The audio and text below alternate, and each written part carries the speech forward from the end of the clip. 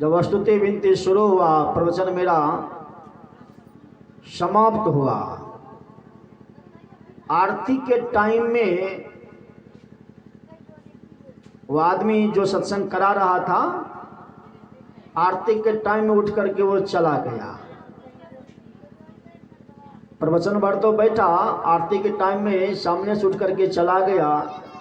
जब आरती के बाद आया मेरे पास प्रणाम करने के लिए, तो मैंने उनसे पूछा, आप आरती छोड़ के कहाँ गए थे?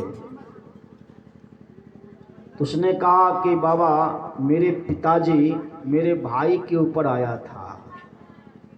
तो मैंने पूछा क्या कारण, क्योंकि उनके नाम पे सत्संग हो रहा था। तो मैंने पूछा क्या बोल रहे थे वो?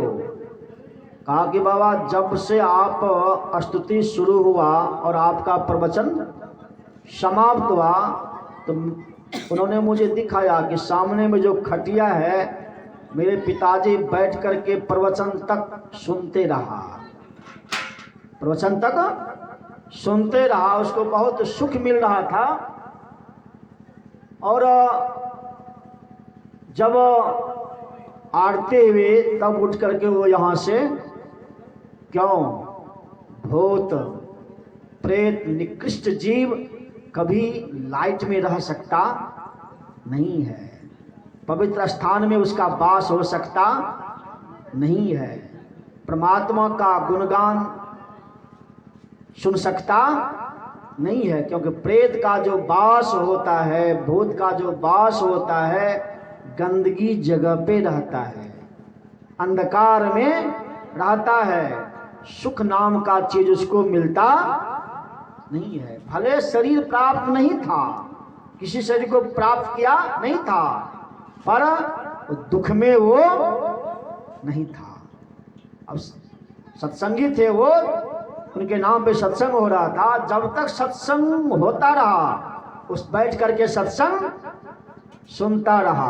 और जब अपने बेटे के शरीर पे गया तो कहा मुझे बहुत सुख मिल रहा था, सत्संग सुन करके बहुत सुख अनुभव हो रहा था। क्यों?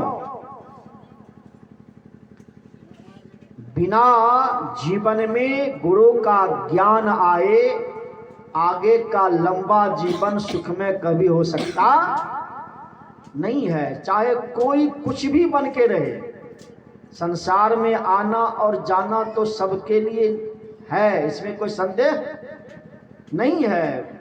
हरिद्वार के एक संत हो गए जिनका नाम गीतानंद भिक्षु, उन्होंने बड़ा सुंदर कहा, आए हैं सो गए सभी, संसार मुसाफिर खाना है, भिक्षु कहे करो तैयारी, एक दिन सबको जाना है।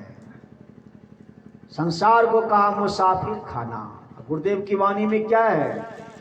जनी लिप टोरे प्यारे, जग परदेसवा, सुख कछु इहवा नाही, यह परदेसवा काल के भेसवा, जोर आवे दुख पाही, सुधी करो प्यारे हो आपन देश के, चाहवा कलेश कछु नहीं। उन्होंने कहा मुसाफिर, गुरु महाराज जी कहते हैं क्या? परदेश। और संत कबीर साहब की वाणी में क्या है? मोरे जियरा बड़ा अंदेशवा, मुसाफिर जइयो कौन ओर। अंदेशा किसे होता है? जैसे कोई कहीं जाता है, अब कोई आदमी बिछुड़ जाता है, क्या कहते हैं? अंदेशा में है, पता नहीं क्या होगा नहीं होगा, व्यवहारिक में बोलते हैं। अर्थात आगे पीछे क्या होगा कहना बड़ा मुश्किल है। अंदेशा में जीव है कि आगे का जो लंबा जीवन है कहाँ जाएंगे, जिसका कोई ठिकाना नहीं है। महर्षि साई स्वामी आज कहा करते थे, अभी तो आप शरीर में हैं लेकिन जाना निश्चित है।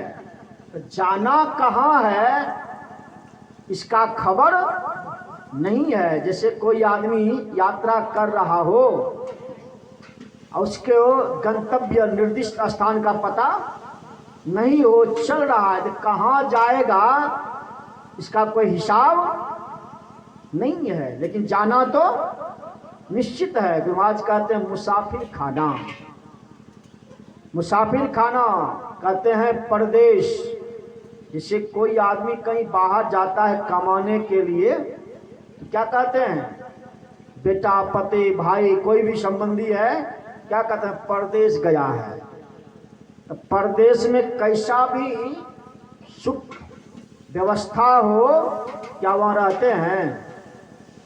किसी कंपनी में कोई आदमी काम करता है, एसी कमरा मिला हो, वीआईपी भोजन की व्यवस्था हो, पैसा भी कंपनी देती है, क्या सब दिन रहते हैं वहाँ। कितना भी व्यवस्था बढ़िया हो, खटकता क्या है, अपना घर जाना है। भले अपना घर फूस का ही क्यों नहीं हो, शांति अपने घर में ही मिलती है, दूसरे घर में शांति मिलती। जैसे देख लीजिए, कोई कहीं फंक्शन होता है, शादी ब्याह हो या कोई फंक्शन हो, गेस्ट लोग आते हैं, आपका घर बहुत वीआईपी है, बहुत ही सुंदर व्यवस्था है। आपके यहाँ अतिथि जो संबंधी लोग आए हैं, एक दिन रहेंगे, 2 दिन रहेंगे, क्या कहेंगे, मुझे अपना घर जाना है। तो आपके घर में उसको शांति, तो जानता ये मेरा अपना घर नहीं है, उसका अपना घर चाहे फूस का ही क्यों नहीं हो, अपने घर में वो शांति सुख का अनुभव करता है। वैसे ही जीव का क्या है, जीव का अपना घर परमपिता परमात्मा है। संसार में आए हैं, शरीर से, शरीर के बंधन में पड़ गए हैं, तो जीव सुख की तलाश में है, पर सुख प्राप्त होता नहीं है। दादा स्वामी साहब ने बड़ा सुंदर कहा, बंधे तू गाढ़े बंधन यान, पहला बंधन पड़ा देह का, दूजा त्रिया जान, तीजा बंधन पुत्र विचारो, चौथा नाती मान। नाती के फिर नाती हो गए, तब को कौन ठिकान। दादा स्वामी साहब कहते हैं एक ही बंधन में जीव पड़ा नहीं है। देख लीजिए, आप ही लोग कहीं जाते हैं, मंदिर वगैरह कहीं जाते हैं, आपको प्रसाद देता है खाने के लिए, तो क्या कहते हैं, बाबा अकेले कैसे खाएंगे, घर में पत्नी है, बाल बच्चे हैं, सब मिल करके खाएंगे। राधा स्वामी साहब कहते हैं पहला बंधन क्या चीज है, शरीर का बंधन है। एक ही शरीर है सो बात नहीं है, 4 जड़ के शरीर हैं और एक चेतन शरीर है। गुरुदेव की वाणी को पढ़िए, स्थूल, सूक्ष्म, कारण, महाकारण।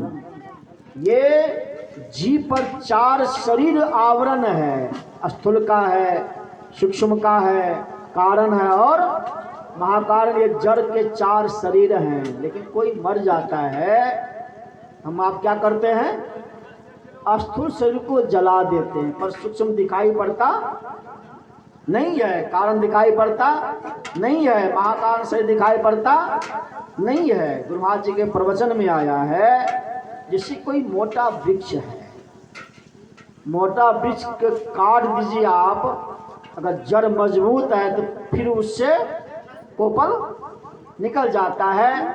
तो वैसे ही स्थूल शरीर भले मरता है, उसमें रहने वाला जो सूक्ष्म शरीर है, कारण शरीर है, महाकारण शरीर, जड़ के शरीर हैं, ये मरता नहीं है, ये जड़ है। इसके रहने के बावजूद बार बार उसको स्थूल शरीर धारण करना पड़ता है। इसलिए कहते हैं शरीर बाहर स्थूल शरीर मरता है, लेकिन जलाते हैं स्थूल शरीर को जो दिखाई पड़ता है। लेकिन बार बार जो मानव बार बार जो शरीर अन्य शरीर प्राप्त होता है, किस कारण से, जिस तरह से आप कर्म किए हैं उस तरह का शरीर आपको प्राप्त होगा। जिस तरह का शरीर प्राप्त आपको होगा उस तरह का आपको जीवन में सुख और दुख का अनुभव।